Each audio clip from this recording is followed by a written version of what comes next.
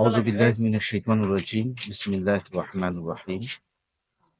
আ সুধী দর্শক ও শ্রোতা মণ্ডলী আসসালামু আলাইকুম।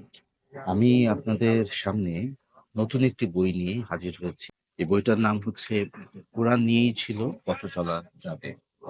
বুক কোঅপারেটিভ সোসাইটি বাংলাদেশের অনেক পুরনো একটা প্রতিষ্ঠান এবং তারা দীর্ঘদিন ধরেই সৃজনশীল এবং নান্দনিক বই প্রকাশে এবং জাতির মেধা মনন বিকাশে তারা নিয়োজিত আছেন। এরকম একটি প্রকাশনা থেকে আমার এবারের বইটি এসেছে। এজন্য আমি আল্লাহ তাআলার কাছে শুকরিয়া আদায় করছি।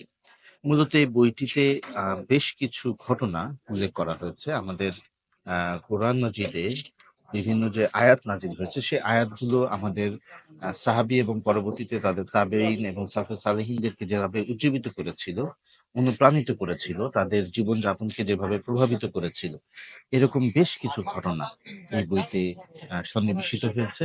আমি আশা করি যে পাঠকেরা এই বইটি পড়বেন এবং তাদের সাথে এই বইটি পড়লে তারা কোরআন মজিদের সাথে ভিন্নভাবে তারা নিজেদেরকে কানেক্ট করতে পারবেন এবং তারা এখান থেকে পথ চলার কিছু প্রেরণা পাবেন। আমি আশা করি আগামীতে যে রমজান মাস আসছে, কোরআন নাজিলের মাস, এই মাসে এই বই পাঠক পড়বেন এবং এই বইটি পাঠকপ্রিয়তা পাবে এবং এই বইটি তারা পড়ে আমাদেরকে জানাবেন যে তাদের কাছে কেমন লাগলো।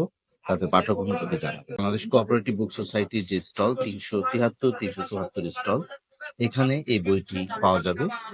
প্রকাশনা সংস্থার যে ফেসবুক পেজ আছে এবং তাদের যে মতিঝিলে যে অফিস আছে, বিভিন্ন জায়গায় যোগাযোগ করে এই বইটি ইনশাআল্লাহ পাঠকেরা সংগ্রহ করতে পারবেন।